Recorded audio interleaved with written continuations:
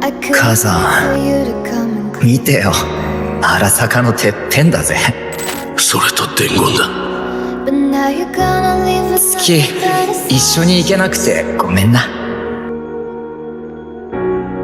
기술의 발전은 사람의 마음을 채워낼 수 있을까요? 진보된 미래, 현실과 공상의 경계가 허물어진 어느 가까운 미래에 인류는 진정 지금과는 다른 방식으로 인간의 마음이라는 것을 채워낼 수 있을까요? 여기 발전한 기술이 그 인간성을 처참히 도륙내버린 한 디스토피아적 세계가 있습니다. 그리고 아이러니하게도 그 절망적인 세계에서 가장 아름답게 피어나는 한 소년과 소녀의 이야기가 있습니다. 소년에게 소녀는 한없이 소중했고 소녀에게 소녀는 한없이 그리운 존재가 되었습니다. 그리고 우리는 그들에게서 어째서인지 잠시 잊혀져 있던 나의 모습을 발견하게 됩니다. 오늘의 명작 콘텐츠 사이버펑크 엣지러너입니다. 여기 학교에 가기 싫은 한 남자아이가 있습니다. 그 이름은 데이비드. 부족한 살림에도 좋은 학교를 보내고픈 엄마의 바람에 못 이겨 그는 매일 억지로 학교를 나가고 있습니다. 하지만 매일 같은 등굣길은 그에게는 따분하기만 한 일일 뿐이죠. 그러던 어느 날 어머니와 같이 차를 타고 가던 데이비드. 이내 도로에서 한 갱단의 총격전에 휘말리게 됩니다. 이 과정에서 어머니는 큰 부상을 입게 되죠. 급하게 구급차가 오긴 했지만 이곳은 돈이 지배하는 극단적인 자본주의 사회. 그와 그의 어머니에게는 심각한 부상을 치료할 수 있을 만한 돈이 없었습니다. 그렇게 제대로 된 치료 하나 해보지 못하고 친애하던 어머니를 잃어버린 데이비드. 또 평소 자신을 안 이꼽게 생각하던 동창에게 심각하게 선을 넘는 발언을 들어버리고 맙니다. 이윽고 그는 한 선택을 하게 되는데 그것은 엄마가 남긴 산데비스탄이라는 한 무기를 자신의 몸에 장착하기로 한 것이었죠. 그렇게 소녀는 모든 것을 잃어버린 채 인생의 이유를 찾기 위한 험난한 여정을 시작하려 합니다. 그리고 그 여정의 시작과 끝에서 루시라는 한 소녀를 만나게 되죠. 상실로 얼룩진 데이비드의 인생은 과연 어디로 향하게 될까요? 사이버펑크 엣지러너라는 작품이 여타 디스토피아적 작품들과 다른 점이 있다면 상실의 대상을 사람으로 한정 짓는다는 점입니다. 익히 알려져 있는 1984, 멋진 신세계 등과 같은 작품은 기술의 진보에 따른 어떤 가치의 종말을 주로 이야기하죠. 1984라는 작품에서는 자유의 종말을, 멋진 신세계에서는 사랑의 종말이라는 무형의 가치의 종말을 다루고 있습니다. 물론 엣지러너가 긴 호흡의 스토리가 아니라는 점에서 앞서 언급한 명작들과 정확히 동일한 잣대를 넣을 수는 없지만 기술의 진보에 따른 기존 가치의 상실을 다룬다는 점에서는 그 결이 같습니다. 하지만 사이버펑크 엣지러너라는 작품은 18화는 짧은 호흡, 주요 인물들 간 벌어지는 도파민적 서사를 통해 극의 감정선을 극한으로 끌어올리죠. 그리고 그 모든 과정에서 우리에게 하나의 질문을 던져옵니다. 기술은 소중한 일을 대체할 수 있는가? 엣지러너라는 작품에서 다루는 거의 유일한 질문이라 할 수 있습니다. 저는 나머지 두 개의 키워드를 통해 엣지러너가 왜 그토록 많은 이들을 울린 아련하고도 아름다운 작품이 되었는지 나름의 소신을 담아 리뷰해보고자 합니다. 소중한 일을 잃은 이들은 변화합니다. 데이비드도 마찬가지였죠. 하지만 그는 엄마의 부재를 못 이겨 겉으로 큰 내색을 하며 어리광을 부리는 그런 어린아이는 아니었습니다. 오히려 나름의 돌파구를 찾기 위해 노력했죠. 하지만 그럼에도 데이비드에게 하나뿐인 엄마의 부재란 차마 감당하기 힘든 것이었습니다. 그래서 데이비드는 악에 바쳐 산데비스탄이라는 무기를 통해 압도적인 힘과 기술로서 엄마를 죽인 사연을 짓밟고 그녀가 남겨놓은 꿈을 이루려 발버둥칩니다. 사이버 사이코라는 목숨이 달린 부작용이 있음에도 말이죠. 그렇다면 데이비드는 채워졌을까요? 그 기술은 그를 구원했을까요? 아닙니다. 오히려 그 반대였죠. 제 아무리 산데비스탄이라는 압도적인 무력과 온갖 기계들로 자신의 힘을 키워냈을지라도 데이비드 안에 있는 작은 아이, 엄마를 잃은 슬픔에 발버둥치는 그 작은 아이는 전혀 바뀌지 않았습니다. 데이비드는 소중한 이를 지키기 위함이라는, 소중한 이의 꿈을 이뤄주기 위함이라는 그런 허울 좋은 명분 아래 자신의 삶을 내던질 뿐이었습니다. 적어도 그의 어머니와 루시는 데이비드의 그런 비참한 최후를 바라지 않았을 것입니다. 어머니는 데이비드가 꼭 아라사카 꼭대기가 아니더라도 자신의 인생을 그저 행복하게 살기를 바랬을 겁니다. 루시 또한 달에 가고 싶다 라는 것이 진짜 달에 가기를 바랬던 것은 아니었을 겁니다. 극중 루시의 여러 대사를 통해 사실 그녀의 진정한 꿈은 데이비드와 함께 있는 것이라는 사실을 작품을 보는 누구나 알 수 있었습니다. 하지만 한 명만 몰랐죠. 그 바램을 들어줄 수 있는 이 데이비드였습니다. 그가 산데비스탄이라는 기술을 통해 진정 성장했다면, 진정 나아갈 수 있었다면 그는 어머니가 자신에게 남겨주신 삶을 소중히 대하고 루시가 진정 원하는 것이 무엇인지 헤아렸을 겁니다. 그리고 이내 어머니의 바램대로 자신의 인생을 행복하게 살고 사랑하는 루시의 바램대로 산데비스탄을 벗어던진 후 그녀와 어딘가로 떠나서 행복한 여생을 보낼 수도 있었을 겁니다. 그곳이 꼭 달이 아니더라도 말이죠. 상실을 통해 인간은 성장합니다. 하지만 그것은 어떠한 기술을 통해 이뤄낼 수 있는 것이 아닙니다. 강철의 연금술사라는 애니메이션의 주인공 엘릭은 그 최후에 자신이 가진 모든 힘을 내려놓습니다. 엘릭 또한 데이비드와 같이 엄마의 부재 라는 동기 아래에서 그 여정을 시작했습니다. 그리고 그는 압도적인 힘, 현재의 도를 찾게 되면 엄마를 되찾고 싶다라는 자신의 꿈을 이룰 수 있을 것이라고 생각했죠. 하지만 종국에는 압도적인 힘과 기술이 자신의 상실을 해결할 수 없음을, 상실에 대한 답은 자신 안에 있음을 깨닫게 됩니다. 그리고 그는 자신의 인생에서 진정 중요한 것이 무엇인지, 어떻게 인생을 살아가야 하는지 다시 한번 생각하게 되죠. 내면과 애면의 성장이라는 측면에서 비슷한 서사적 특성을 띠고 있는 두 작품이지만 결말에 가서는 두 주인공의 행보가 크게 다릅니다. 이는 데이비드가 압도적인 힘을 가졌음에도 그 내면은 전혀 성장하지 못한 한 명의 어린아이에 불과했다는 것을 보여주는 그런 메시지가 아닐까라는 생각도 들었습니다. 그렇다면 데이비드는 잘못된 인생을 살아간 것인가요? 그의 인생은 정녕 아무런 의미가 없는 것이었나요? 그렇다면 우리는 그의 죽음을 두고 왜 그렇게 많은 눈물을 흘렸을까요? 네, 그건 미련하고 미성숙한 우리들의 이야기였기 때문입니다.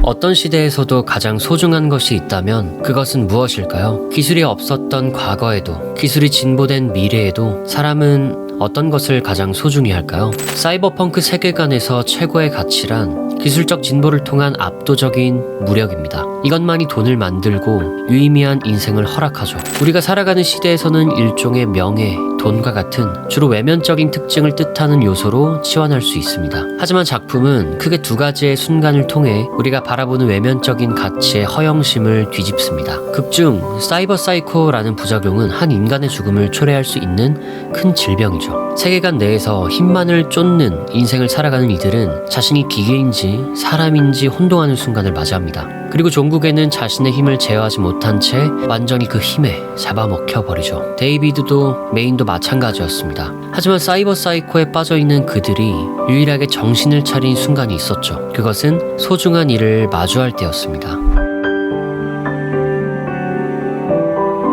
デイビッド、俺はここで死ぬ。お前は生きろ。人より速く走れるんだろう。走り抜けろ。デイビッドわかる、私を信じてよ。デイビッド戻ってきて、戻ってきて。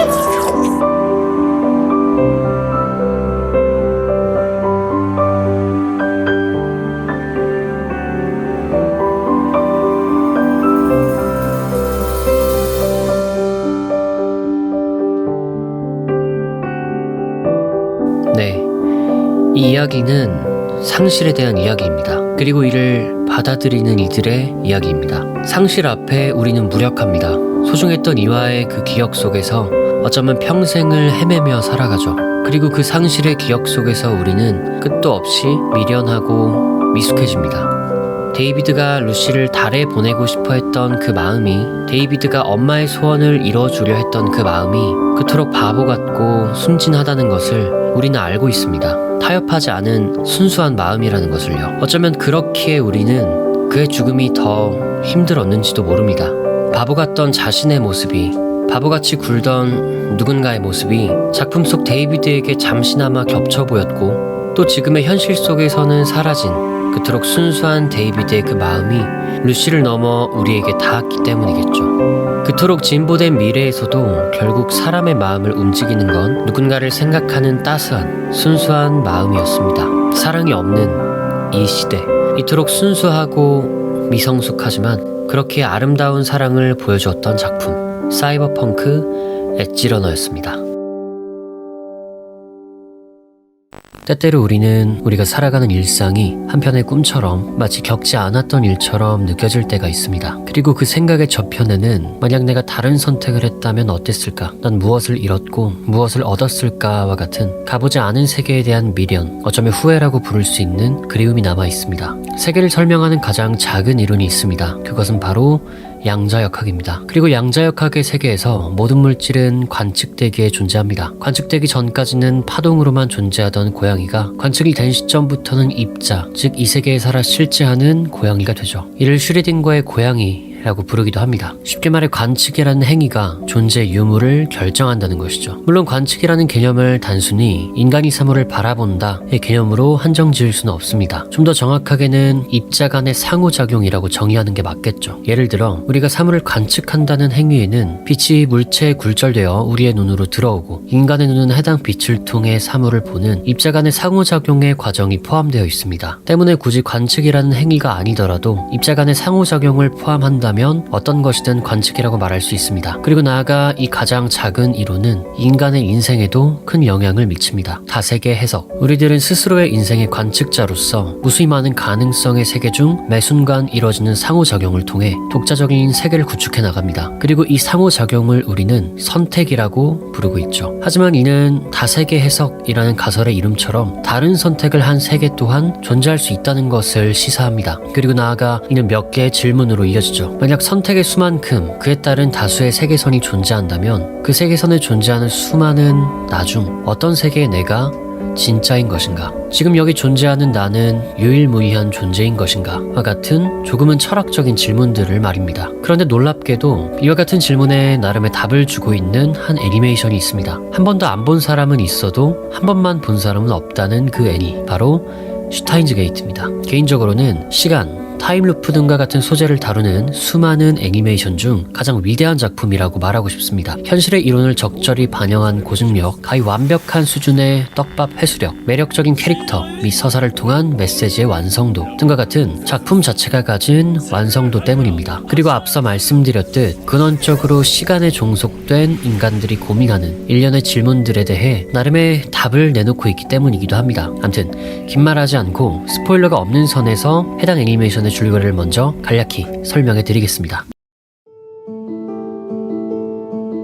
한 남자의 독백이 시작됩니다. 宇宙には始まりはあるが終わりはない無限星にもまた始まりがあるが自らの力を持って滅びゆく有限英知を持つ者こそ最も愚かであることは歴史からも読み取れる。これは抗える者たちに対する神からの最後通告と言えよ。 그리고 두 주인공이 등장하죠. 오카베 린타로, 시이나 마유리. 이 둘은 소꿉친구 사이입니다. 그리고 오늘은 나카바치 박사의 논문 발표를 들으러 아키하바라에 있는 라디오 회관에 왔습니다. 그리고 이 과학자는 무려 타임머신 개발에 성공했다고 하죠. 그런데 그때 회관 옥상에서 어떤 큰 소리가 들려옵니다. 地震か？いや、上か。 이에 오카베는 즉각 옥상으로 뛰어 올라가죠. 문을 열었더니 보이는 것은 옥상에 대기하고 있는 어떤 물체와 손을 X자로 펼치며 달려오는 어떤 여자였습니다. 옥상에 대기하고 있는 물체는 무엇일까요? 그리고 어떤 여자는 오카베를 언제 봤다고 난데없이 그를 향해 X자를 펼쳐 보이는 걸까요? 그리고 이내 오카베는 마유리의 문자를 받고 건물 아래로 향합니다. 마유리가 오카베를 부른 이유는 우파를 뽑을 돈을 빌려달라는 것 때문이었습니다. 그리고 오카베는 이내 100엔을 넣어 우파를 뽑게 되는데 이 우파는 무려 메탈 우파였습니다.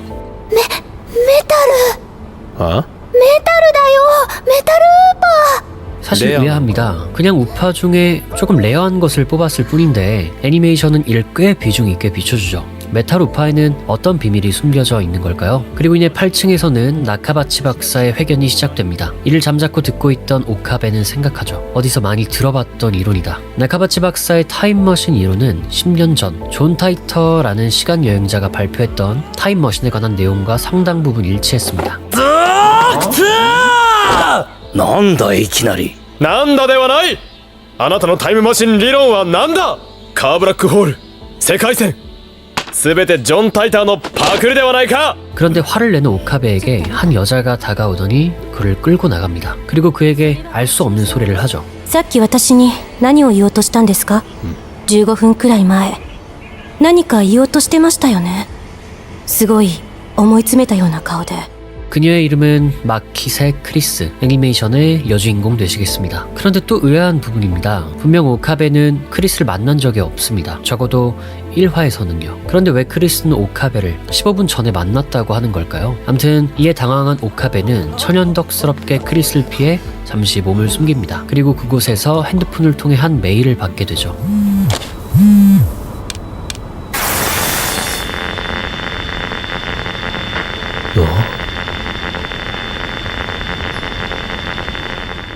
어디서 왔는지 모르겠는 그 내용조차도 볼 수 없는 수수께끼의 메일. 이 메일은 어디서 온 것이며 어떤 내용을 담고 있는 것일까요? 고민하는 오카베는 이내 잃어버린 메탈 우파를 찾으러 갔던 마유리와 재회합니다. 하지만 마유리는 안타깝게도 이름까지 적어놓은 메탈 우파를 찾지 못했다고 하죠. 그런데 그때 어디선가 들려오는 비명소리.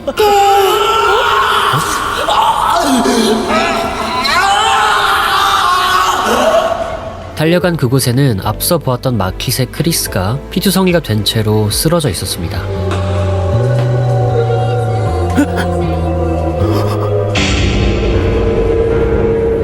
이내 오카베는 회관에서 나와 자신의 친구인 다루에게 한 메일을 보내죠. 그리고 메일을 보냄과 동시에 충격적인 상황이 오카베의 눈앞에 펼쳐집니다.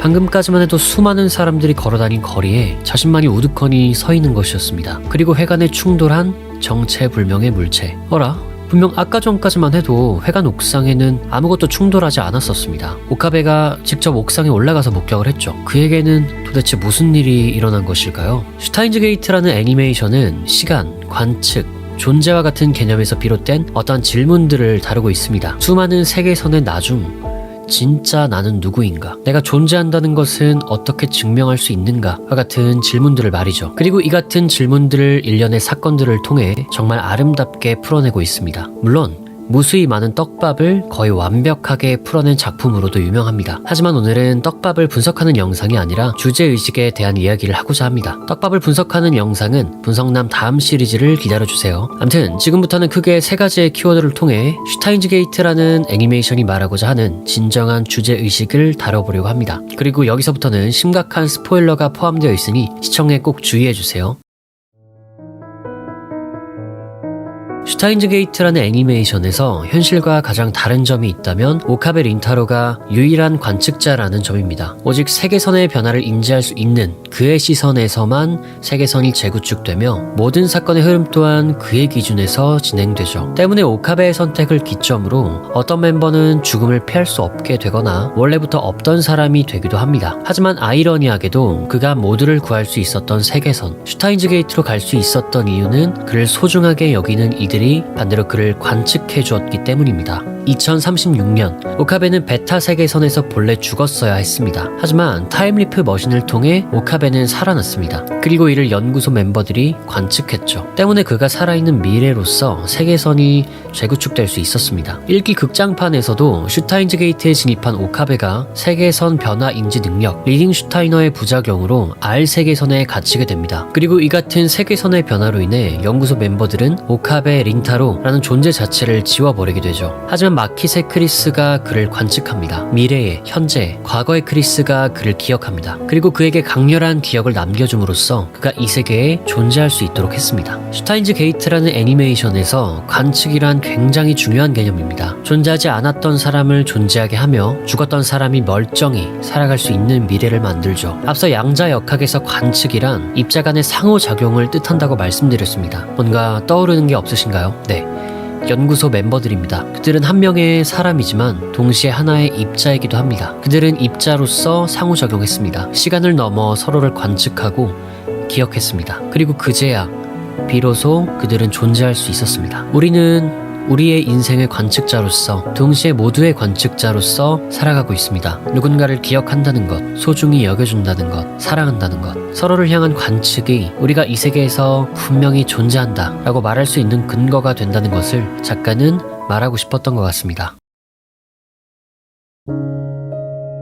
앞서 서론에 말씀드렸듯 슈타인즈 게이트라는 애니메이션은 양자역학이라는 학문을 간접적으로 차용하고 있습니다. 선택에 따른 세계선의 분기와 같은 설정이 그 예시죠. 그리고 이는 양자역학을 구성하는 이론 중 다세계 해석과 상당한 유사성을 보입니다. 하지만 작가는 해당 작품을 통해 양자역학이 이렇다라는 것을 말하고 싶어하는 것 같지는 않아 보입니다. 오히려 세계선, 타임리프와 같은 설정들을 통해 우리가 살아가는 세계에 대한, 그리고 그 세계를 살아가는 나라는 존재에 대해 근본적인 물음을 던지고 싶어 하죠. 그리고 그 질문들 중 하나는 어떤 세계선의 내가 진짜 나인가? 라는 질문입니다. 오카베 린타로는 크리스와 마유리의 죽음을 두고 고민합니다. 알파 세계선에서는 소꿉친구 마유리의 죽음을, 베타 세계선에서는 사랑하는 연인 크리스의 죽음을 무조건 맞이해야 하는 상황에 처한 것이죠. 그리고 오카베는 절대 알리고 싶지 않았지만 어쩌면 있을지도 모르는 해결책을 구하기 위해 똑똑한 크리스에게 이 사실을 알립니다. 하지만 똑똑한 그녀에게도 해결책은 없습니다. 일어날 일은 일어나야 한다라는 세계선의 수속 때문에 그녀 자신의 죽음도 마유리의 죽음도 피할 수는 없습니다. 하지만 그녀의 안에서 어떤 물음이, 아니 어떤 정답이 떠오릅니다. 世界線が変わるってどういうことなんだろう。もしかしたら岡部がベータ世界線に行った瞬間、この世界から岡部という存在が消えるだけかもしれない。別の岡部という存在に変わるのかもしれない。私は死んでない。ベータ世界線の私が死んでいたとしても、今ここにいる私が死ぬ保証はどこにもない。無数の世界線に別の私がいるかもしれない。その意志がつながって自分という存在があるのかもしれない。誰かを愛する強い気持ちが、何かを信じる強い感情が、何かを伝えたいという強い思いが時を超えつながって今の自分があるのだとしたら、それは素晴らしいこと。 사실 현실을 살아가는 우리들에게는 오카베와 크리스와 같이 세계선을 인지하는 그런 초월적인 능력이 없습니다. 이는 애니메이션이라 가능한 설정이죠. 하지만 작가가 그려놓은 세계는 우리의 삶과 비슷한 부분이 꽤 많아 보입니다. 오카베는 슈타인즈 게이트, 즉 최선의 상황으로 가기 위해 끊임없이 타임리프합니다. 우리들도 같습니다. 수많은 상황을 상정하고 그에 따른 최선의 선택을 합니다. 그리고 그 선택에 대한 책임을 져야 하죠. 이러한 점을 미루어 보아 각 개인이 처한 다양한 상황은 세계선으로, 그들이 하는 선택은 세계선의 분기로, 선택에 따른 결과는 어트랙트 필드의 수속으로 작가는 표현하고자 했던 것 같습니다. 이러한 점들을 미뤄보아 작가는 어떤 세계의 내가 진짜 나인가를 묻고 싶었던 것은 아닌 것 같습니다. 오히려 이러한 세계관의 설정을 통해 당신은 스스로의 선택을 인정하고 나아가는가를 묻고 싶었던 것 같아요. 크리스의 선택은 제3자의 입장에서 보면 자신의 죽음을 초래하는 비상식적인 선택입니다. 하지만 그녀는 자신의 선택을 후회하지 않죠. 1기에서도 제로에서도 크리스는 오카베가 마유리를 구하도록 돕습니다. 이는 어떤 세계선의 크리스라도 오카베를 돕는 선택을 할 것이라는 것을 보여줍니다. 네, 그녀는 자신의 선택에 대한 책임을 지고 있습니다. 우리는 수많은 선택을 하며 살아갑니다. 그리고 그 결과에 따라 좋은 선택 혹은 나쁜 선택이 될 수도 있겠죠. 하지만 좋은 선택을 하는 것이 중요한 게 아닙니다. 그저 우리는 인정해야 한다는 것입니다. 어떤 선택을 한 당신이던 그 모든 선택이 모여 유일무이한 현재의 내가 되었다는 것을요. 그리고 이 선택에 대한 책임을 지려고 할 때 우리는 비로소 한 걸음 나아갈 수 있을 겁니다. 강철의 연금술사와 더불어 가장 완벽한 엔딩을 뽑으라고 한다면 저는 주저없이 슈타인즈 게이트를 뽑고 싶습니다. 그리고 이 엔딩은 슈타인즈 게이트라는 애니메이션이 말하고 싶어하는 주제의식을 가장 잘 표현했다고 생각합니다. 먼저 엔딩은 수미상관 구조로 이루어져 있습니다. 1기 1화 오카베 린타로의 독백, 제로 23화 히야조 마오의 독백. 얼핏 듣는다면 같은 대사처럼 들리지만 마지막 한 줄의 대사가 다릅니다. 그리고 이는 작가가 말하고자 하는 바를 명확하게 담아내고 있습니다. 먼저 1기 1화 오카베의 독백을 보겠습니다. 독백 내 뛰어난 지혜를 가진 자는 세계선의 변화를 감지할 수 있는 오카베 린타로를 의미합니다. 나아가 세계선의 수속을 거부하며 슈타인즈 게이트로 향하려는 연구소 멤버들을 뜻하기도 하죠. 그리고 이들이 어리석다라는 것은 세계선의 수속, 즉 정해진 운명을 거부하는 것이 굉장히 어리석은 행위라는 것입니다. 운명은 운명이기에 바꿀 수가 없기 때문이죠. 그것은 신의 입장에서 마치 바다에 사는 물고기가 육지의 생활을 논하는 것만큼이나 우스운 일입니다. 때문에 오카베는 말합니다. 이 이야기는 저항하는 자들에 대한 신의 최후 통첩이다. 우리는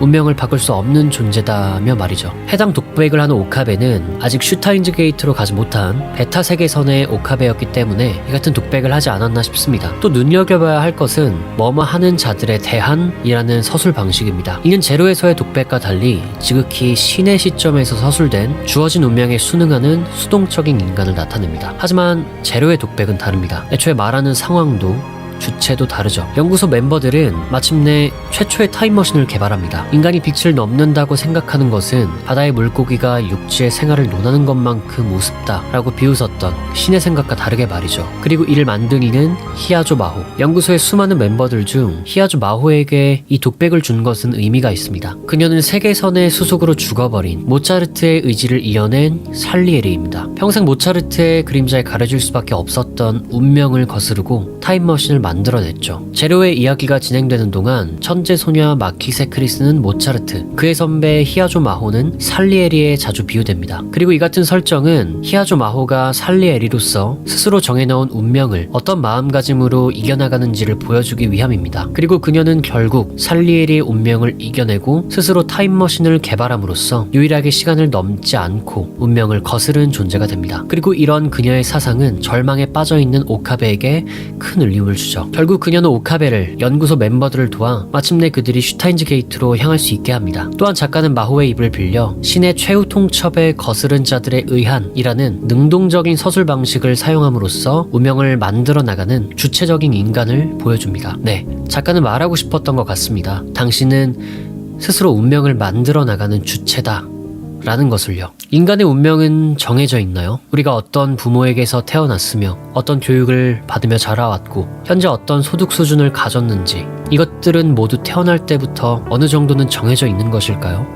슈타인즈 게이트로 가기 위한 오카베의 여정은 우리의 삶과 조금은 닮아 있습니다. 힘든 현실 속 우리는 최선의 미래를 위해 끊임없이 발버둥 칩니다. 하지만 알파, 베타 세계선에 갇힌 오카베처럼 참혹한 현실 앞에 계속해서 절망하곤 하죠. 그리고 마침내 이를 바꿀 수 없다고 포기하며 주어진 상황에 안도하는 길을 택하게 됩니다. 하지만 무너져봐야 그 이상에 도달할 수 있는 법. 실제로 오카베와 연구소 멤버들이 슈타인즈 게이트로 갈 수 있었던 유일한 방법은 크리스를 구하는 것을 한번 실패하는 것이었습니다. 그 이유는 크리스를 구하는 것을 실패한 오카베가 존재해야 크리스를 구하는 것을 성공하는 오카베도 존재할 수 있기 때문이죠. 수많은 시간을 넘어 실패하고 또 실패한 오카베가 그 과정 속에서 세계를 속이는 방법을 알아냈기 때문에 비로소 최선의 상황, 슈타인즈 게이트에 도달할 수 있었습니다. 우리는 마치 운명처럼 바꿀 수 없는 현실에 좌절합니다. 아무리 도전해도 넘어지고 실패하죠. 하지만 작가는 말하고 있습니다. 그 실패가 당신을 최선의 미래로 이끌 것이라고요. 그리고 우리는 마침내 도달할 수 있습니다. 당신의 선택이 이끄는 최선의 미래로. 네, 당신만의 슈타인즈 게이트로 말입니다. 그리고 후대에 남기는 겁니다. 당신의 집념의 에피그램을. 이 영상을 본 것 또한 슈타인즈 게이트의 선택입니다. 스스로 운명의 문을 열고 나아갈 당신의 선택입니다.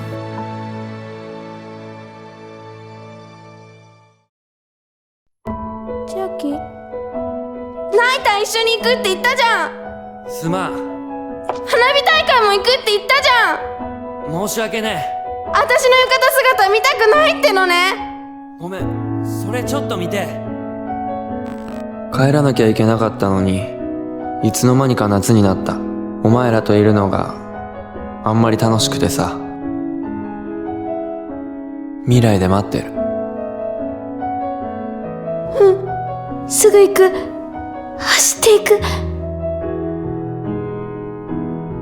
시간이 지나도 변하지 않는 것이 있다면 그것은 무엇일까요? 그리고 그 변하지 않는 것은 우리의 인생을 어떻게 바꿔놓을 수 있을까요? 여기 시간을 돌릴 수 있는 한 소녀와 그의 곁에 머물고 있는 한 소년의 이야기가 있습니다. 그리고 우리는 어째서인지 그들에게서 잠시 잊혀져 있던 우리들의 어린 날의 모습을, 아니 지금 이 순간의 나를 떠올리게 됩니다. 오늘의 명작 콘텐츠 시간을 달리는 소녀입니다.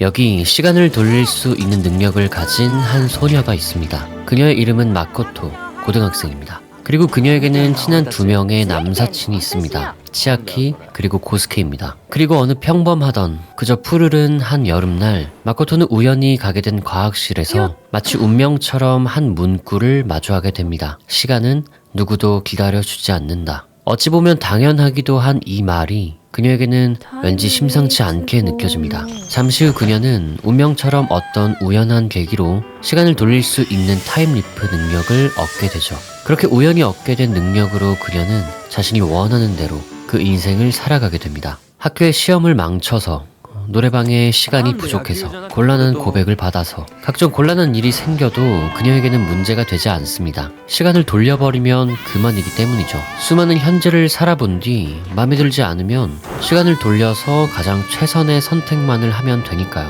그러던 어느 날 마코토는 우연찮게 자신의 팔에 적혀있는 어떤 한 숫자를 발견하게 됩니다. 아차, 남아있는 타임리프 숫자였네요. 하지만 그녀는 어쩔 수 없이 마지막 타임리프까지 써버리게 됩니다. 뒷일을 크게 고려하지 않은 탓이죠. 하지만 현실은 야속한 법. 마지막 타임리프를 써버려 더 이상 과거로 돌아갈 수 없는 그녀에게 기필코 한 번 더 과거로 돌아가야 하는 일이 생겨버리고 맙니다. 마코토는 과연 마지막 타임리프를 성공할 수 있을까요?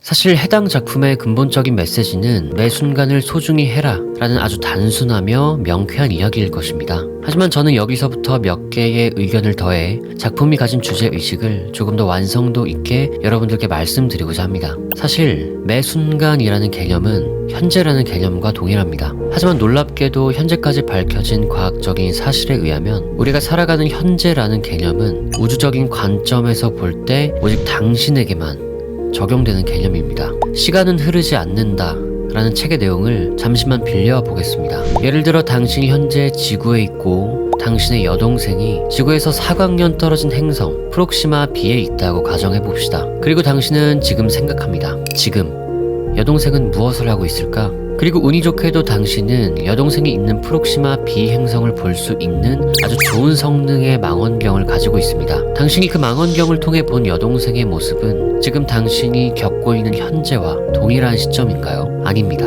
당신이 본 것은 빛이 4년 동안 가야 도달할 수 있는 프록시마 B 행성에서의 여동생의 모습이기에 망원경으로 본 여동생의 모습은 아마도 4년 전의 모습일 것입니다. 인터스텔라라는 영화에서도 비슷한 장면이 있죠. 다른 행성에 있는 아빠와 딸은 각자 다른 현재를 살아갑니다. 그들이 속한 시공간이 다르기에 그들은 각자 다른 시간의 흐름을 마주하죠. 임종을 목전에 둔 딸이 우주에서 돌아온 젊은 아빠를 마주하는 그런 순간들처럼 말입니다. 인간은 모두 각자의 시간대로 살아갑니다. 때문에 우리가 같은 시간을 향유한다 라고 말할 수 있는 대상은 나와 내 주변에 한정될 수밖에 없습니다. 하지만 이마저도 정말 엄밀히 말한다면 정확히 같은 현재는 아닙니다. 아무리 짧은 거리라도 빛이 이동하는 거리가 다르기에 모두에게 동일한 현재는 존재하지 않습니다. 모두가 같은 공간에 같은 속력으로 같은 중력을 받으며 살아가지 않으니까요. 결국 우리가 존재하는 이 광활한 우주 속에서 오롯이 현재를 살아가고 있는 존재는 오로지 당신뿐입니다. 하지만 우리는 근원적으로 시간을 벗어날 수 없습니다.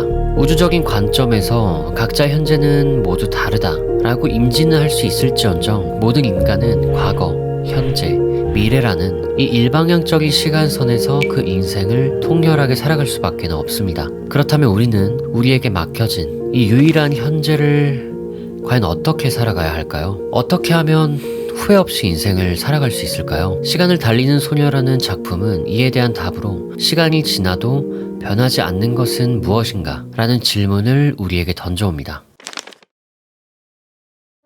변하지 않는 것이라는 해당 작품의 OST 가사는 미래에서 온 시간 여행자 치아키의 입장에서 서술된 곡입니다. 그리고 해당 OST에는 이런 가사가 있죠. 변하지 않는 것을 찾고 있었어. 시간을 초월하는 마음이 있어. 치아키가 살고 있는 미래는 강이 마르고 꽃도 피지 않는 그런 혼돈의 세계였습니다. 그리고 그 삭막한 현실 속에서 치아키는 어떠한 그림을 보고 싶다는 소망을 품었습니다. 그림의 이름은 백메이 춘국도. 과거 전쟁으로 세상이 뒤집혔던 어려운 시기에 그려진 어떤 그림이었죠. 강도, 꽃도, 하늘도 본래의 모습을 잃은 채 계속해서 변해가는 세계를 마주하는 치아키에게 자신이 살고 있는 시대와 비슷한 세상이 뒤집힌 과거에 그려졌던 어떤 그림은 그에게 큰 의미가 되었을지도 모르겠습니다.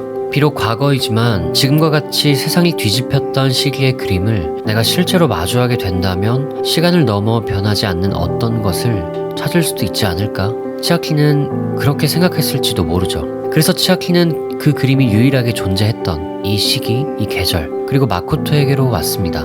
하지만 그가 찾아 헤매던 변하지 않는 것은 그가 그토록 찾아 헤맸던 어떤 그림이 아니었죠. 어느새 자신보다도 소중해진 마코토와 고스케, 자신이 미래로 간다한들 잊혀지지 않을 한 여름날의 어떤 기억들이었습니다. 시간을 달리는 소녀라는 애니메이션은 단순히 어린 소녀와 소년의 사랑 이야기가 아닙니다. 극 초반 마코토는 글러브로 야구공을 한 번에 잡지 못합니다. 하지만 치아키를 비롯한 일련의 사건들을 겪은 후 자신감 있게 야구공을 잡게 되죠. 이는 마코토가 극 초반과 달리 자신만의 꿈을 찾았다는 점, 그리고 누군가를 향한 마음을 품었다는 점에서 약간의 성장을 이뤘다는 메시지 또한 담고 있습니다.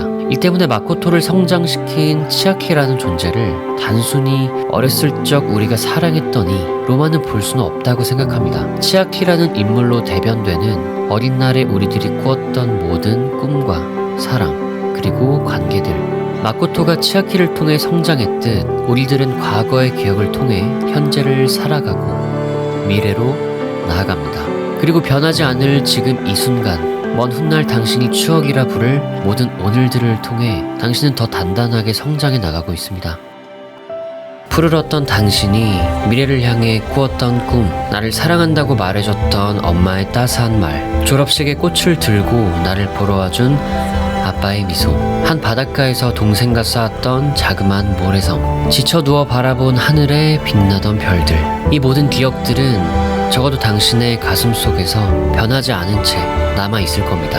네, 변하지 않는 것은 당신이 맞이하고 있는 현재, 동시에 미래의 당신의 기억 속에서 영원토록 잊혀지지 않을 어떤 순간, 바로 지금입니다. 그렇다면 우리는 이 순간들을 어떻게 살아내야 할까요? 영화는 마땅한 대답을 내놓지 않습니다. 그저 마코토가 일련의 사건들을 통해 자신의 미래에 대한 확신을 가졌다는 것과 당신에게 주어진 현재가 유일하며 변하지 않는다는 것만을 이야기하죠. 사실 정답은 없다고 생각합니다. 현재를 살아가는 우리들에게 확실한 정답의 선택지란 없기 때문입니다. 정답으로 보이는 길이 실패로, 실패로 향하는 길이 정답으로 언제든 바뀔 수 있습니다. 이 세상은 단순히 두 개의 세상으로만 이루어져 있지 않으니까요. 하지만 우리는 선택할 수 있습니다. 먼 미래에 당신을 낯설게 기다리고 있을 치아키를 향해, 아니 미래의 나를 향해 우리는 적어도 기쁘게 후회 없이 뛰어갈 수 있습니다. 시간이 흘러도 영원토록 변하지 않을 당신의 그 기억과 함께 말입니다. いよいよ本格的に大人の仲間入りです。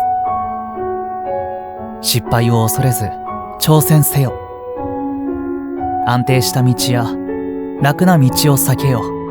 妥協せず本当の夢を追い求めよ。どれも素晴らしいアドバイスであり、社会全体の視点から見れば非常に有益な言葉ですが、個人の立場はそれぞれ異なることを皆さんはすでに考えたことがあるでしょう。ゼロサムの相対評価といういくつかのぶっきらぼうな基準に従えば成功するのはごく一部の例外に過ぎません。大人になったらどう生きるか、昔からの疑問に対する答えはこれからの日々が少しずつ教えてくれるでしょう。就職活動、結婚、育児、教育、昇進、退職、老後の準備を経て病院の個室で最後を迎える準備に追われるだけの人生にならないことを願っています。無礼や憎悪、競争、分裂、比較、怠惰、虚無の甘い誘惑に流されず、意味と無意味からもたらすあらゆる苦しみを乗り越え、一日一日をしっかりと生き抜いて、その先に待ち受けるまだ見ぬ新しい自分を悔いなく迎えられるように願っています。皆さん、今日という新たなスタートを祝福します。互いに、そして自分自身に優しく。その優しさを遠い未来の私たちにもしっかりと伝えてほしいと思います。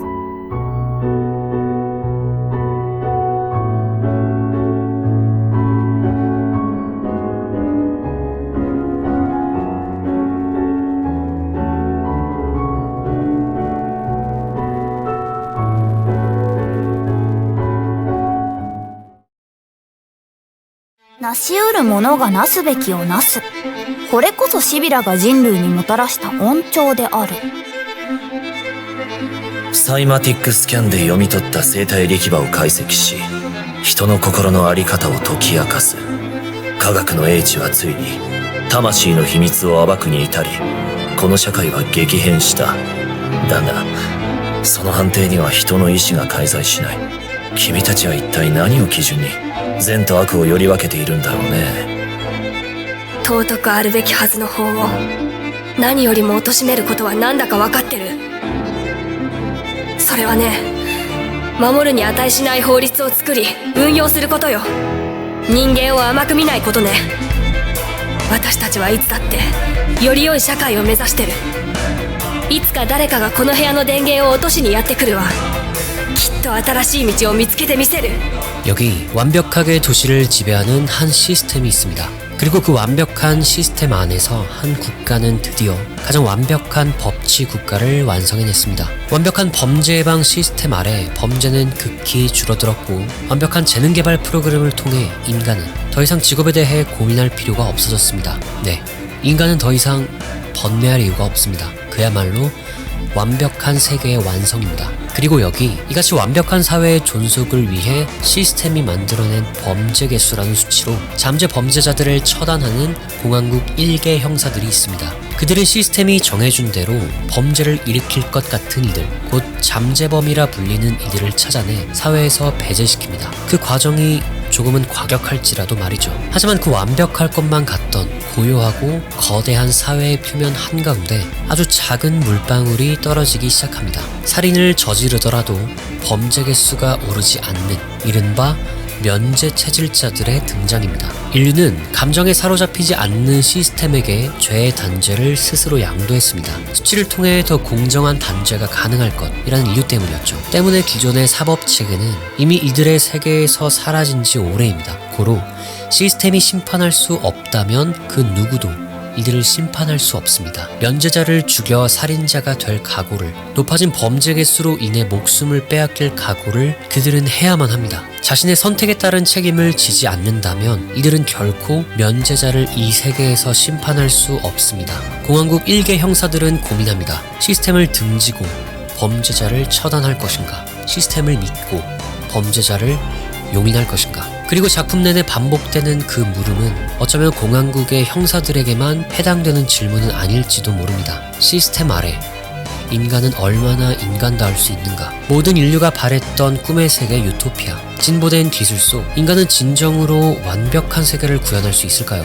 그리고 그 과정에서 인간은 여전히 인간일 수 있을까요? 그렇다면 인간을 정의할 수 있는 그 기준은 과연 어디에 있는 것일까요? 저는 지금부터 사이코패스 1기 그리고 멋진 신세계라는 명작 콘텐츠를 기반으로 완벽한 세계는 오는가? 라는 변화를 앞둔 세계를 맞이할 우리들이 한 번쯤 고민해 볼 만한 질문을 나름의 소신을 담아 리뷰해보고자 합니다.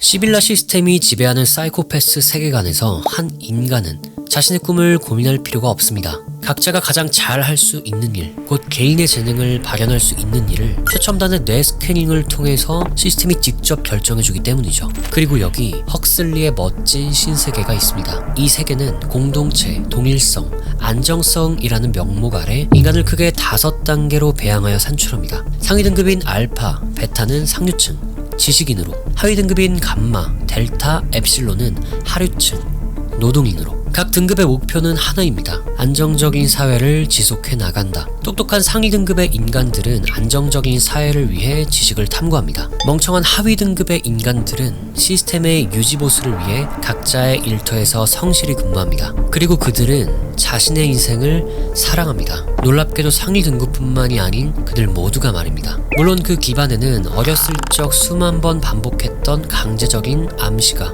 소마라는 환각제성 약물이 그들의 삶을 지탱하고 있지만 상관없습니다. 질병에 대한 고통은 극히 줄었고 다가올 미래는 불확실하지 않으며 오늘의 나는 그래도 풍족하니까요. 그저 나는 내가 할 일을 잘하면 그만입니다. 그래야 사회가 지속될 수 있기 때문이며 동시에 내일의 나도 행복할 것이기 때문이죠. 앞선 두 세계관의 공통점을 한 가지 꼽자면 직업 선택의 자유가 없다라는 점일 것입니다. 그리고 그 기반에는 진보된 기술이 있습니다. 뇌 스캐닝을 통한 개인의 적성 도출, 등급에 따른 인간 배양이 가능한 유전자 조작 기술력. 하지만 우리의 생각과 다르게 이 세계의 사람들은 각자의 방식으로 행복해 보입니다. 물론 그들이 느끼는 행복이 현대인들이 추구하는 행복과는 다소 거리가 있어 보이는 것은 사실이지만 분명한 것은 그들은 안정적이라는 것입니다. 미래 사회는 한정된 자원의 분배를 인간이 아닌 시스템에 의지하고 있습니다. 그리고 시스템은 부패라는 인간의 변수를 제거하고 최대 다수의 최대 행복이라는 상수의 입력값을 통해 사회 구성원들의 역할을 똑똑하게 하지만 조금은 강제적으로 부여합니다.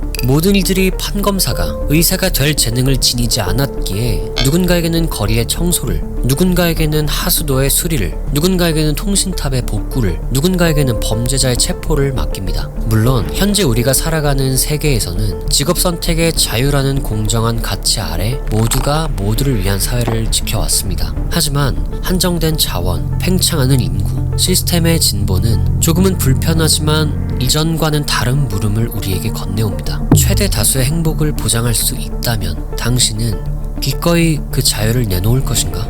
거리의 청소부로, 하수도 수리공으로, 통신탑 수리원으로 태어날 때부터 정해져 버린 인생을 당신은 그 인생을 진정 인정할 수 있나요? 이 같은 물음에 대해 아마 대부분의 현대인들은 인정할 수 없다라는 답변을 내놓을 것입니다. 때문에 멋진 신세계에서는 소마라는 약물을, 사이코패스에서는 직업 선택에서의 자유도를 통해 작품을 보는 현대인들이 느낄 현실성의 정도를 조금이나마 끌어올리려 했던 것 같습니다. 하지만 근본적인 물음은 같습니다. 필수 불가결한 시스템이 등장하고 시스템의 존속이 최대 다수의 최대 행복을 보장한다면, 그리고 시스템에 의해 내 직업과 인생이 결정된다면 내 자유는 침해되어도 괜찮은가? 우리들은 지금껏 올바른 교육이란 사유하며 선택하는 인간이 되는 것이라 배워왔습니다. 하지만 아이러니하게도 교육을 통한 기술의 발전은 내가 좋아하는 것을 고민해보고 재능이 없더라도 하고 싶은 것을 할 수 있는 그 자유를, 우리가 지금껏 교육이라 불러왔던 것들을 도리어 우리에게서 앗아갈 수도 있다는 것입니다. 그렇다면 우리는 시스템이 지배하는 그 세계 속에서 교육이라는 것을 도대체 어떻게 정의해야 할까요? 시빌라 시스템은 범죄 개수라는 수치를 통해 범죄를 일으킬 이들을 사전에 식별하고 공안국 형사들을 통해 그들을 사회에서 배제시킵니다. 경미한 경우는 체포에 그치지만 심한 경우에는 한 인간을 사회에서 손쉽게 배제시킬 수 있습니다. 그런데 뛰어난 성적으로 공안국 1개에 들어간 아칸의 감시관은 임무 투입 첫날 시스템에 대한 조금은 불편한 진실을 마주하게 됩니다. 그것은 시스템이 배제시키는 대상들이 조금씩은 부족한 인간들일지언정 결코 죽을 만큼의 죄를 짓지는 않았다는 것입니다. 가령 이런 경우입니다. 한 남성이 스트레스를 받는 일이 생겼고 마침 그의 사이코패스 수치가 일정 수준을 넘겼고 이것이 거리에 산재되어 있는 CCTV에 잡혔고 남자는 지레 겁을 먹고 시스템으로부터 도망쳤고 이 때문에 공안국의 형사들은 그를 체포하려 출동했고 이미 사이코패스 수치가 일정 수준을 넘어서 평생 잠재범으로 감옥에 갇힌다는 것을 알게 된 남자는 이판사판 더욱 심한 범죄를 저질렀고 결국 도미네이터에 의해 그 존재가 배제당하기에 이릅니다. 하지만 남자는 애초에 범죄를 일으키려 하지 않았습니다. 한 것이라고는 그저 CCTV에서 도망친 것뿐이었죠. 그럼에도 그는 아주 간단하고 잔인하게 그 생명을 빼앗겼습니다. 그러던 어느 날 그녀의 앞에 한 남자가 나타납니다. 그 이름은 마키시마 쇼고. 그리고 그는 버젓이 그녀의 눈앞에서 그녀의 친구를 잔인하게 죽여버립니다. 하지만 그럼에도 아카네는 아무것도 할 수 없었습니다. 사람을 죽여도 범죄 개수가 올라가지 않는 쇼고를 범죄자가 아니라고 시스템은 그렇게 판단했기 때문입니다. 엘리트 감시관으로서 도미네이터라는 명실상부 최고의 무기를 지니고 있지만 시스템의 승인 없이는 친구 한 명도 지키지 못하는 그녀는 그저 시스템의 한 부품일 뿐이라는 것을 그녀는 처절히 깨닫게 됩니다. 선과 악, 버젓이 사람을 죽였음에도 악은 악이라 불리지 않습니다. 수많은 이들을 살리려는 선한 인생임에도 범죄 개수를 관리하지 못했다는 이유로 잠재범이라는 악인으로 살아갑니다. 시스템은 새로운 선악의 기준이 되었습니다. 헉슬리의 멋진 신세계. 인류는 인간을 동물과 같이 배양합니다. 안정된 시스템의 존속이라는 특정한 목적을 위해서 말이죠. 마치 인간을 동물처럼 양육하고 길들입니다. 그 과정에서 장애인이 되어도 상관없습니다. 장애인도 사회 존속을 위해 할 일이 있고 어떤 인간의 존재도 사회 존속보다 앞서지 않기 때문입니다. 그리고 이들의 파렴치한 행위는 적어도 헉슬리가 만든 멋진 신세계에서는 죄가 아닙니다. 네, 그들은 잘못한 것이 없습니다. 왜냐? 사회 존속을 위해서는 힘든 일도 마다하지 않고 성실히 일할 일꾼이 필요하기 때문입니다. 모두가 판검사, 의사가 되고 싶어 한다면, 모두가 유복한 생활을 하고 싶어 한다면 누가 똥통을 치우죠? 누가 쓰레기를 치우죠? 누가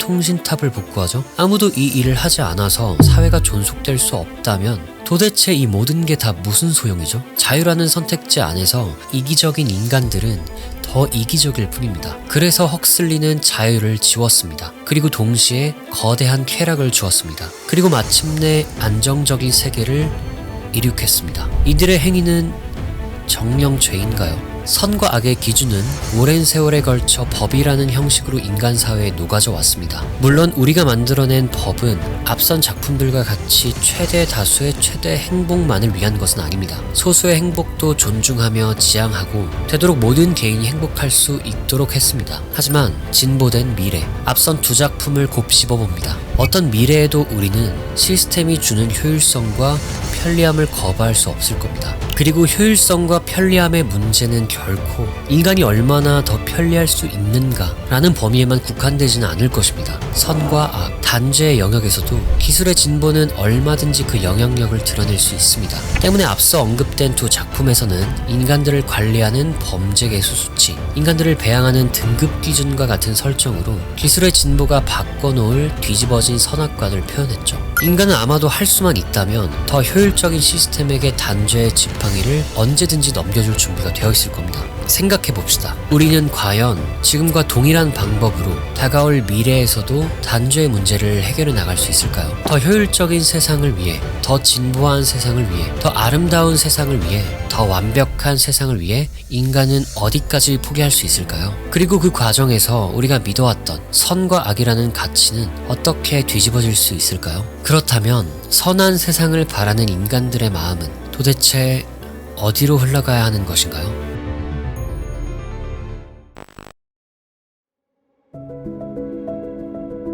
멋진 신세계. 한 총통이 외부 세계에서 온 존에게 말합니다. 우리가 사는 세계는 안정된 세계다. 인간들은 행복하고 그들은 원하는 것을 여실히 원하고 있다. 생활이 안정되어 있고 질병도 없다. 죽음이 두렵지 않으며 걱정이나 노령을 모르고 산다. 가족이나 이성관계 때문에 괴로워하지도 않는다. 마땅히 해야 할 것을 하며 인생을 살고 뭔가가 잘못되면 소마로 해결하면 그만이다. 안정적인 인생. 이보다 중요한 것이 있는가? 그리고 존은 답합니다. 저는 불편한 것을 원합니다. 신을 원합니다. 시와 진정한 위엄, 자유와 선을 원합니다. 저는 죄를 원합니다.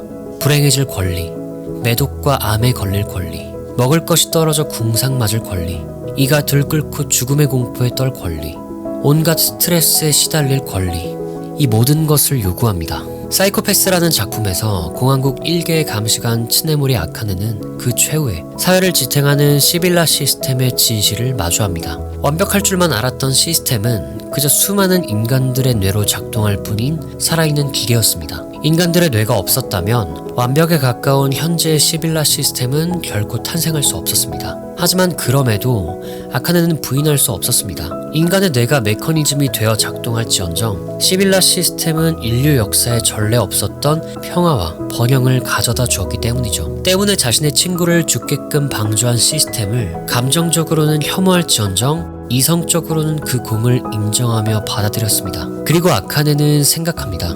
인간에게 법이란 무엇인지, 인간은 시스템이 지배하는 세계에서 어떻게 한 인간으로서 살아갈 수 있는지, 그리고 작품에서 비춰지는 그녀의 사상은 기술의 진보에 따른 인간성의 상실이라는 문제를, 한 명이 인간으로서 살아간다는 것의 의미를 우리가 어떻게 다뤄내야 할지에 대해 작품 나름의 답을 우리에게 비추고 있습니다. 그리고 우리는 그 생각의 저편에서 한 명의 자유로운 인간으로서 어쩌면 지금이라도 다다를 수 있을지 모르겠습니다. 시스템에 종속되어 살아가는 인생이 아닌, 주어진 환경에 순응하는 인생이 아닌, 타인의 시선에 흔들리는 인생이 아닌, 스스로 선택하며 책임을 지는 당신만의 멋진 신세계로 말입니다.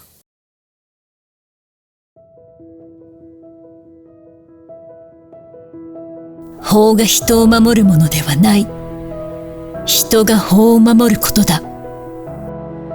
すべての人間の心には悪を憎み、義理がたい生を尋ねようとする良い心がある。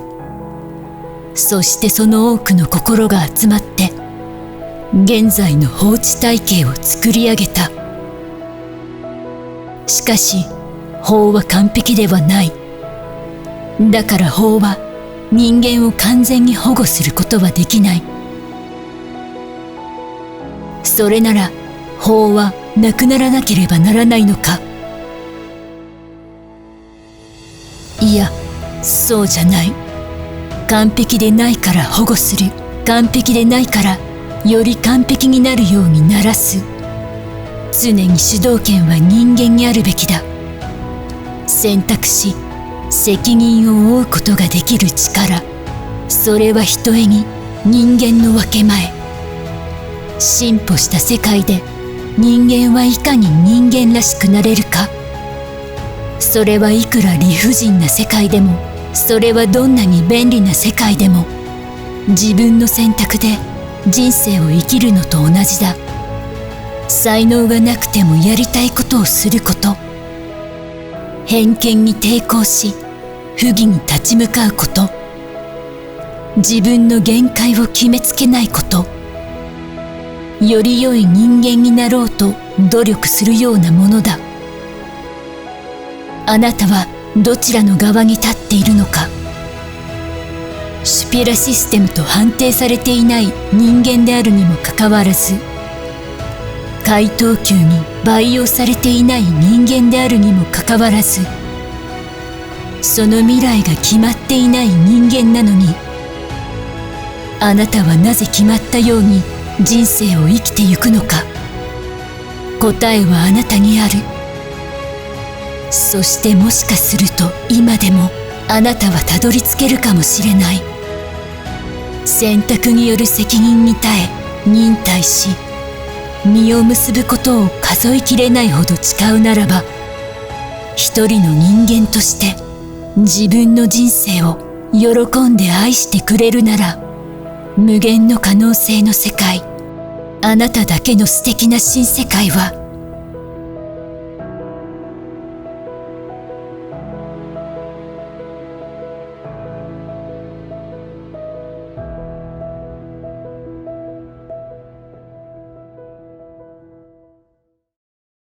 세상을 설명하는 가장 완벽한 법칙은 무엇일까요? 주는 대로 받고 받는 대로 주는 그 공정하고 타당한 등가교환의 세상 속에서 인간은 어떻게 살아가야 할까요? 여기 이 같은 질문에 대한 가장 완벽한 답을 내놓는 한 애니메이션이 있습니다. 연금술이라는 참신한 소재, 독자의 몰입을 유도하는 정신적인 성장 과정 묘사, 빌런들의 매력과 각자의 숨은 사연들, 조연까지 확실하게 활용하는 치밀함, 빠르지도 느리지도 않은 적절한 전개 속도, 다양하고 참신한 방식의 전투와 전략, 찾아보기 힘든 설정 오류, 의미 없는 씬이 없는 완벽한 떡밥 회수, 이해하기 쉬운 스토리의 흐름, 과학 지식의 빈틈없는 고증, 억지 감동이 아닌 현실의 깨달음 등등. 이 애니메이션을 표현하고 있는 정말 화려한 수식어들이 즐비한 작품입니다. 하지만 이외에 저 리뷰남이 강철의 연금술사를 명작으로 꼽는 세 가지의 이유 또한 덧붙여 보고 싶어 이렇게 영상으로 제작하게 되었습니다. 그 전에 이 작품을 아예 모르시는 분들을 위해서 작품 내 세계관과 주요 스토리를 먼저 간략히 설명을 드려볼게요. 자, 먼저 이 세계에서는 연금술이라는 것이 존재합니다. 연금술이란 세상에 존재하는 어떤 물질을 자신의 마음대로 바꿀 수 있는 능력이라고 보시면 돼요. 물론 무에서 유를 창조하는 건 불가능하지만 기존의 어떠한 물질을 분자 단위에서 재조합하여 다른 형태의 물질로 만들어내는 건 가능합니다. 그리고 이런 연금술을 다루는 이들을 연금술사, 훨씬 더 상위의 능력을 가진 이들을 국가연금술사라고 칭하고 있습니다. 그리고 여기 이 만화의 주인공인 엘릭 형제가 있죠. 첫째인 에드워드 엘릭은 팔과 다리에 있는 강철의 오토메일 덕분에 강철의 연금술사라는 이명으로 불리우며 무려 최연소 국가연금술사의 자격을 보유하고 있는 천재 연금술사입니다. 그리고 동생인 알폰스 엘릭, 거대한 갑옷 안에 혼만 갇힌 괴상한 모습을 하고 있죠. 둘 다 멀쩡한 모습은 아닙니다. 이들에게 과연 어떤 사연이 있는 것일까요? 이야기는 꽤 과거로 거슬러 올라갑니다. 먼저 엘릭 형제의 아버지는 연금술사였습니다. 하지만 어떠한 이유 때문인지는 몰라도 아버지는 집을 자주 비웠고 가족들과 거의 시간을 보내지 않았죠. 그리고 종국에는 가족들을 떠나 돌아오지 않는 여행까지 떠나게 됩니다. 그리고 이 과정에서 형제의 어머니 또한 큰 병을 얻어 세상을 등지고 말았습니다. 이 엘릭 형제는 유일한 가족이었던 어머니를 잃은 슬픔에 조금은 위험한 생각을 하게 됩니다. 엄마를 연금술로 되살려내자. 형제는 뛰어난 연금술사였던 아버지의 서재를 뒤져 연금술에서 금기시되는 인체 연성을 시도하려 하죠. 그런데 이게 웬일? 인체 연성을 시도한 연성진에는 엄마가 아닌 어떤 기괴한 것이 있었습니다. 연금술에 문제가 있는 것인가? 라고 생각하던 찰나 연성진에서 수많은 손이 나와 형제 육체를 가져가기 시작하죠. 연금술에는 하나의 법칙이 존재합니다. 등가 교환. 무엇인가를 얻기 위해서는 그와 동등한 대가를 치러야 한다. 그리고 이 세계의 법칙에 따라 엄마를 되살리기 위해서는 일종의 대가가 필요했던 것이었습니다. 하지만 애초에 엄마를 되살리는 것은 불가능했고 금기시되는 인체 연성을 시도한 그들이 마주한 것은 진리라는 존재였습니다. 그리고 진리라는 존재는 이곳에 당도한 형제에게 진리의 문이라는 우주 만물의 지식이 담긴 문 너머의 일부분을 보여줍니다. 그리고 이곳에 당도한 통행료로서 진리의 문을 보여준 대가로서 등가 교환의 법칙에 따라 형제의 몸을 빼앗아가려 합니다. 형인 에드워드 엘릭은 왼쪽 다리, 동생인 알폰스 엘릭은 몸 전체를 빼앗기게 되죠. 하지만 동생의 몸 전체가 빼앗긴 것을 두고 볼 수만은 없었던 형은 자신의 오른팔을 희생해 동생의 영혼을 불러오게 됩니다. 하지만 형제의 몸은 아직 진리가 가지고 있습니다. 때문에 형제는 그들의 몸을 다시 찾으려 합니다. 그런데 걸리는 것 하나. 언젠가 형제가 이들의 몸을 되찾기 위해 또다시 인체 연성을 시도하여 진리의 문 앞에 당도한다 한들 그들은 더 이상 지불할 것이 없다는 것입니다. 더 이상 빼앗길 육체도 없었죠. 하지만 방법이 하나 있었습니다. 현자의 돌. 등가 교환을 무시하는 전설 속의 물질. 이 현자의 돌을 통해 인체 연성을 시도한다면 엘릭 형제도 통행료 없이 자신들의 몸을 되찾을 수 있을 것이라고 그렇게 생각했습니다. 그래서 형제는 현자의 돌을 찾아 나서는 여행길에 오르게 되죠. 그리고 이 과정에서 엘릭 형제는 현자의 돌과 관련된 한 나라의 추악한 음모, 아버지에 관한 숨겨진 진실, 그리고 진리에 대해 깨닫게 됩니다. 자, 여기까지 강연금의 간략한 줄거리를 소개해드렸는데요. 지금부터는 스포가 있으니 결말을 다 보신 분들만 시청해주세요.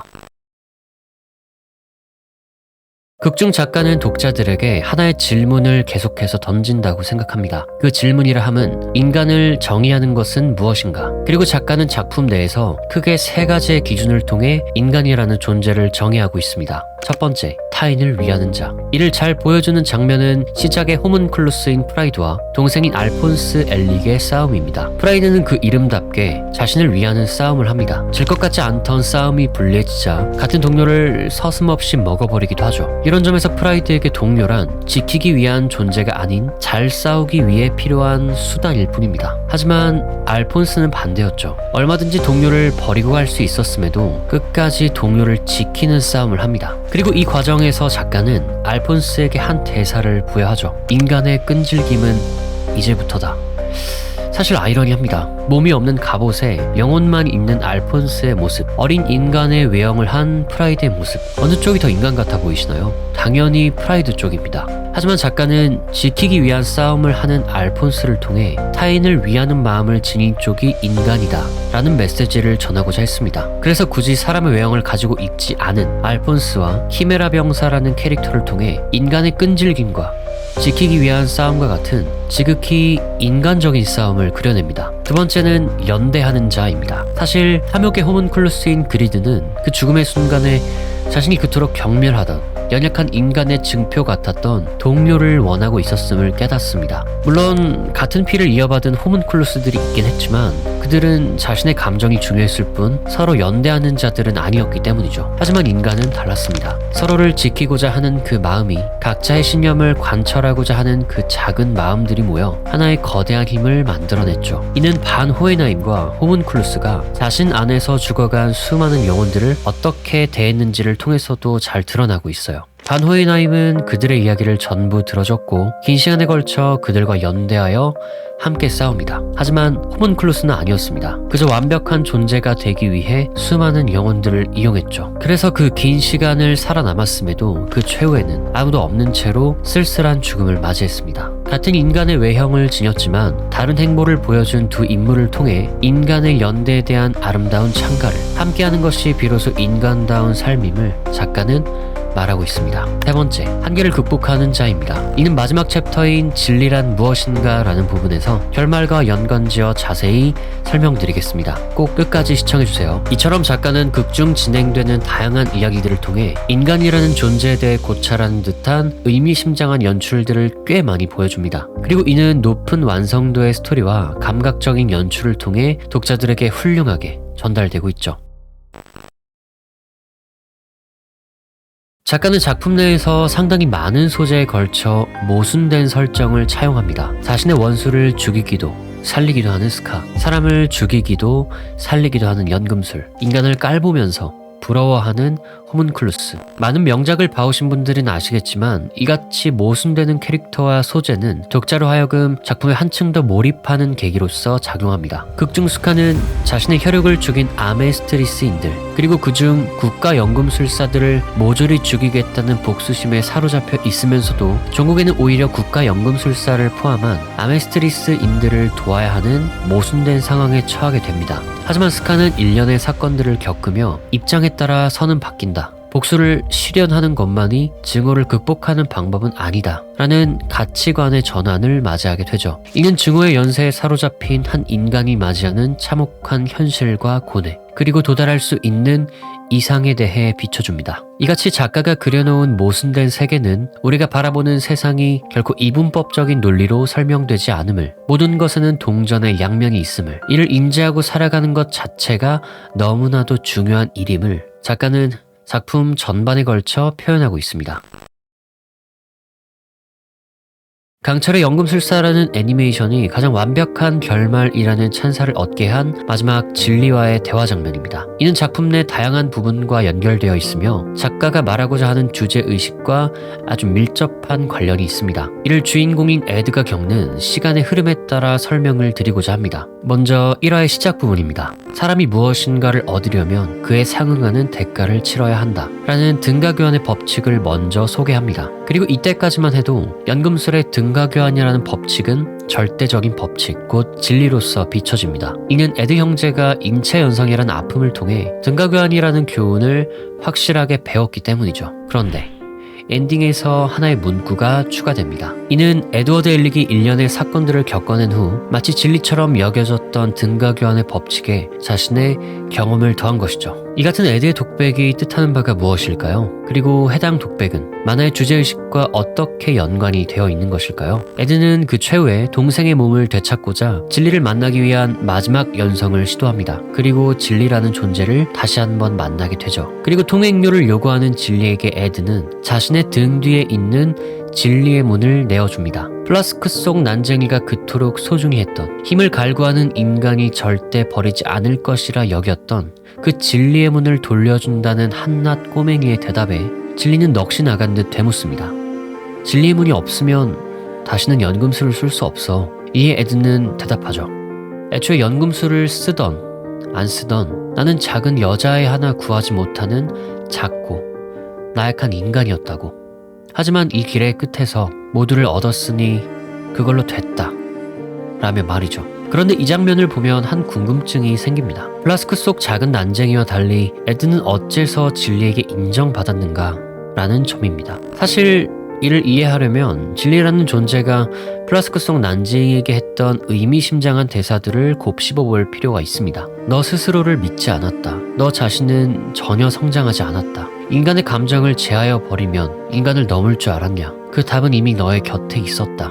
사실 오만한 자에게 그에 맞는 절망을 내려준다 라는 진리에 대한 플라스크송 난쟁이의 시선은 지극히 그의 주관적인 시선이었습니다. 이는 사실 진리의 뜻이 아니었죠. 그저 나는 너 라는 진리의 특성대로 그가 생각하는 대로 그가 믿는 대로 그에게 맞는 현실을 내려준 것 뿐이었습니다. 그리고 오히려 작품 전체적인 관점에서 볼 때 진리란 인간의 오만함에 절망을 주는 존재라기보다 인간의 한계를 시험함으로써 그 이상의 것을 주는 존재였습니다.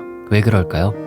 작중 인체 연성을 통해 육체를 빼앗긴 자들은 그 아픔을 통해 자신의 한계를 극복했으며 그 이상의 것들에 도달할 수 있었기 때문입니다. 죽은 아이를 살리려다 아이를 살릴 수 없는 몸이 되어버린 이즈미 커티스는 오히려 에드와 알폰스를 만남으로써 그토록 원하던 부모와 자식의 인연을 맺을 수 있었고, 아메스트리스의 미래를 보고 싶어 했던 머스탱은 진리에게 시력을 빼앗겼지만 이를 통해 이슈발 프로젝트로 대변되는 더욱 넓은 이상과 비전을 가질 수 있었고, 어머니의 온기만을 바라던 작은 소년이었던 알폰스는 육체를 잃은 뒤 오히려 삶의 모든 부분에 감사하며 다른 이들에게 온기를 나눠줄 수 있는 존재가 되었고, 혼자 모든 것을 짊어지려던 에드는 한쪽 다리와 팔을 잃어버림으로 자신이 한 명의 작은 소녀조차 지키지 못하는 연약한 인간이라는 것을 깨닫게 되죠. 이처럼 진리가 인간의 한계를 깨우쳐 준다라는 명목으로 인간들에게 준 절망은 사실 그들 스스로 한계를 넘어갈 수 있게 해준 어떠한 원동력이 되어주었다는 것을 알 수 있습니다. 자, 에드의 답변으로 다시 돌아가 볼게요. 연금술이라는 일종의 편리한 수단이 있다 한들 에드는 자신이 할 수 없는 것에 대한 한계를 인정했습니다. 연금술이라는 편리한 수단에 기대어 자신이 성장했다는 착각 속에 빠져있지 않았어요. 그 대신 여행의 과정 중 얻게 된 소중한 인연들, 이 인연들은 진짜였고 이들을 통해 강철 같은 마음을 얻을 수 있었다는 것이 그에게는 훨씬 더 중요한 것이었습니다. 그래서 에드는 진리에게 말한 것이죠. 연금술이 없어도 모두가 있다고요. 편리한 수단에 기대려 하지 않는 자, 모든 것을 혼자 짊어지려고 하지 않는 자, 주어진 한계를 정당히 마주하려 하는 자, 그리고 그 이상을 바라보는 자가 곧 성장한다라는 인간의 가장 중요한 특성을 에드의 대답이 보여주고 있습니다. 그래서 진리는 그의 대답이 정답이다 라고 한 것이죠. 인간이 깨달을 수 있는 가장 단순한 진리, 자신을 온전히 아는 자가 성장한다 라는 이 진리를 에드는 깨우친 것입니다. 생각해보면 그렇습니다. 강철의 오토메일은 언제든지 깨질 수 있죠. 이는 자신보다 강한 상대를 만나면 언제든지 쉽게 깨질 수 있는 일종의 외면적인 자존감입니다. 하지만 에드가 그간의 경험을 통해 얻은 강철 같은 마음은 어디 갈까요? 누군가에 의해 깨질 수 있는 것일까요? 그의 마음이 꺾이지 않는 한 이 마음은 언제까지고 영원할 겁니다. 이 같은 상징적인 연출은 내면적으로는 에드가 이전의 강철의 연금술사 때보다 훨씬 약해졌을 수도 있지만 내면적으로는 누구에게도 깨지지 않는 강철 같은 마음을 지닌 한 명의 성장한 인간이 된 것이라는 것을 보여줍니다. 그리고 이 같은 마음은 그가 동생을 위해서 연금술을 버리지 않았다면 결코 얻을 수 없었을 마음이었습니다. 이는 세계를 설명하는 가장 단순한 법칙, 곧 등가 교환을 거스르는 것이었죠. 이는 에드와 윌리의 사랑 고백신에서도 잘 드러나고 있습니다. 타인을 위하는 마음에는 등가 교환이 없습니다. 내가 주고 싶은 만큼 주고 그 대가를 바라지 않죠. 에드가 동생을 위하는 그 마음이, 윌리가 에드를 위하는 그 마음이 서로를 해방했고 성장시켰습니다. 이 같은 연출을 통해 작가는 세상은 결코 등가 교환의 법칙을 통해서만 돌아가진 않는다라는 것, 그리고 어쩌면 계산하지 않고 서로를 사랑하는 그 마음이 이 세상을 설명하는 단 하나의 법칙이라는 것을 말하고 있는 건지도 모르겠습니다.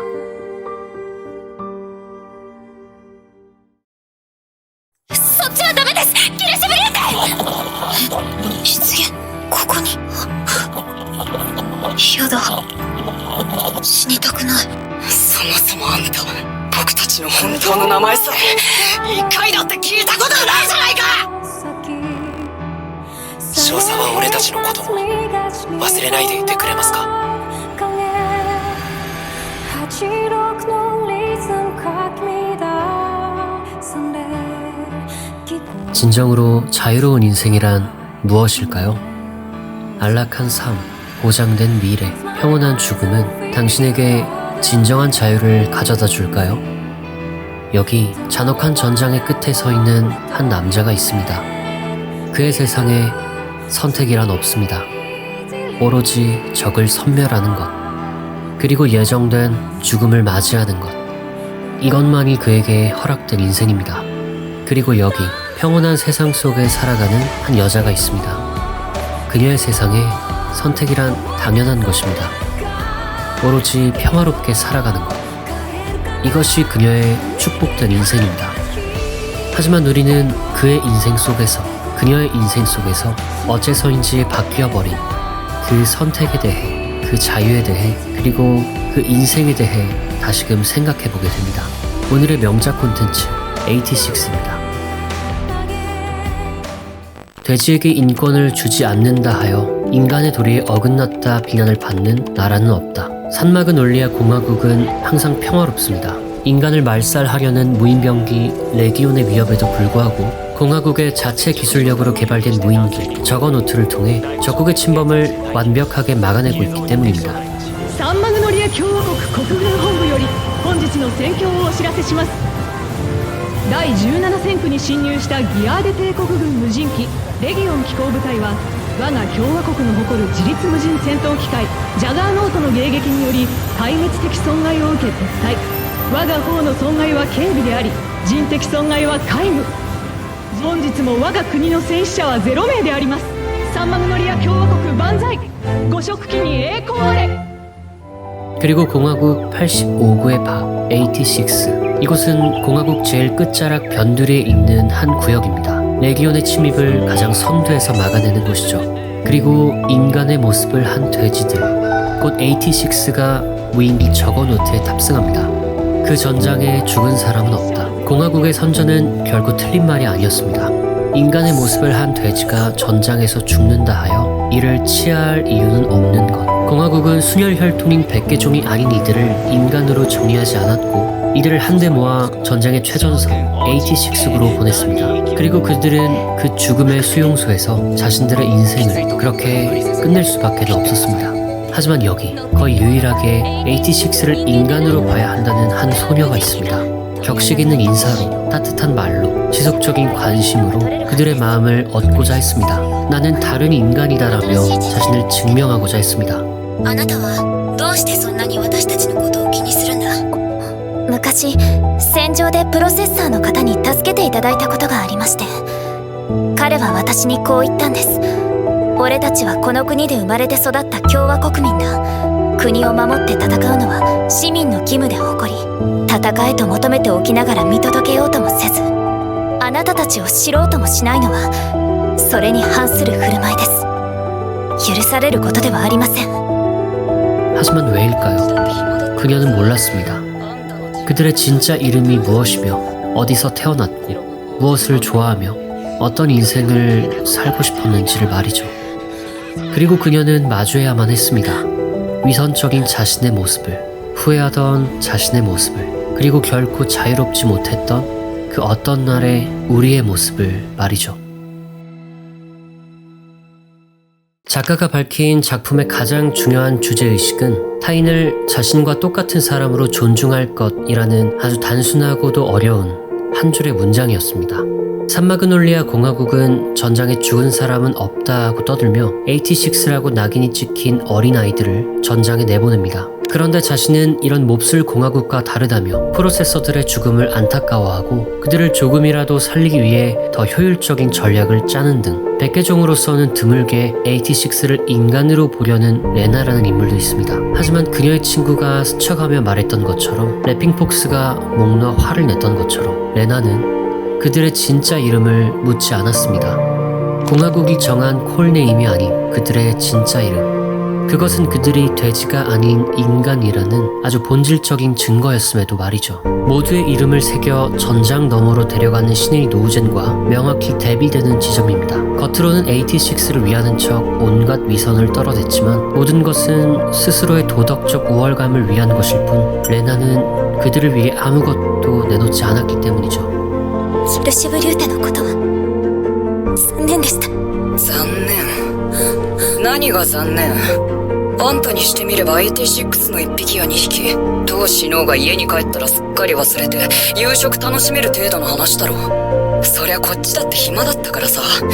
あんたの自分だけは差別とかしません、豚扱いしませんって勘違いの聖女ごっこ、どうでもいい時なら付き合ってやるよ。けどさ、こっちはたった今仲間が死んだんだ。そういう時まであんたの偽善に付き合ってなんかいられないって、それくらい分かれよ。犠牲？それとも何？僕たちを戦場に放り出して兵器扱いして戦わせて、自分だけ壁の中でぬくぬく高みの現物決め込んで、それを平気な顔で享受してる今のあんたのその状態が豚扱いじゃなくて、じゃあ一体何だってんだよ。あんたは僕たちが望んで戦ってるとでも思ってるのか？あんたたちが閉じ込めて戦えって強制してこの9年何百万人も死なせてるんだろ。それを止めもしないで、ただ毎日優しく話しかけてやれば、それで人間扱いしてやれてるだなんてよく思えるな。そもそもあんた、僕たちの本当の名前さえ一回だって聞いたことがないじゃないか。 하지만 레나는 변화합니다.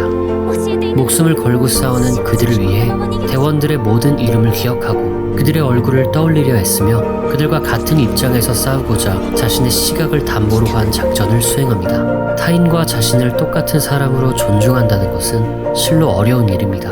하지만 동시에 결코 해내지 못할 일도 아닙니다. 좋은 어른으로 성장한다는 것은 인생의 주인공이 나만이 아니라는 것을 깨닫는 것입니다. 그리고 이 분명한 깨달음은 그들의 세계 또한 존중받아야 한다는 아주 당연한 이해에서 비롯되는 것일 테죠. 그리고 86는 단순한 이해를 넘어 타인을 존중하는 법에 대한 아주 본질적인 질문을 우리에게 던져오고 있습니다.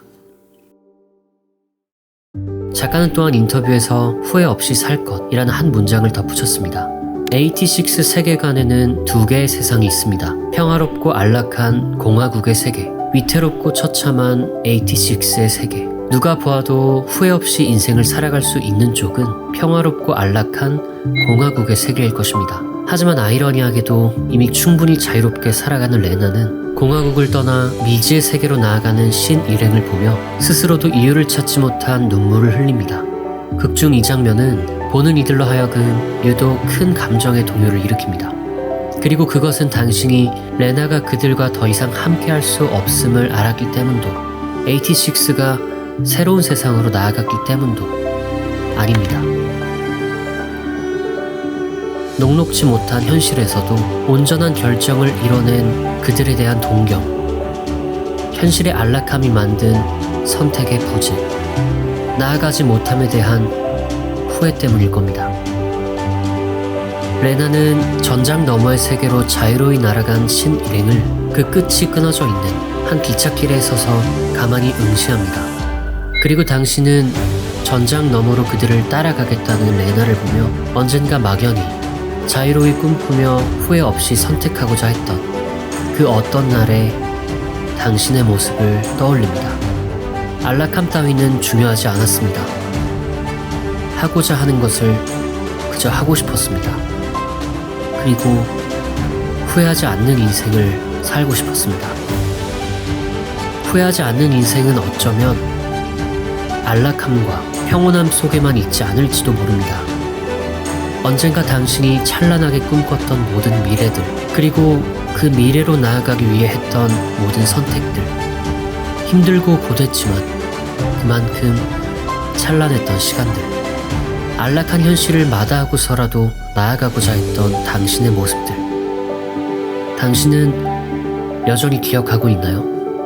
86라는 애니메이션은 그렇게 대단한 이야기들을 다루지 않습니다.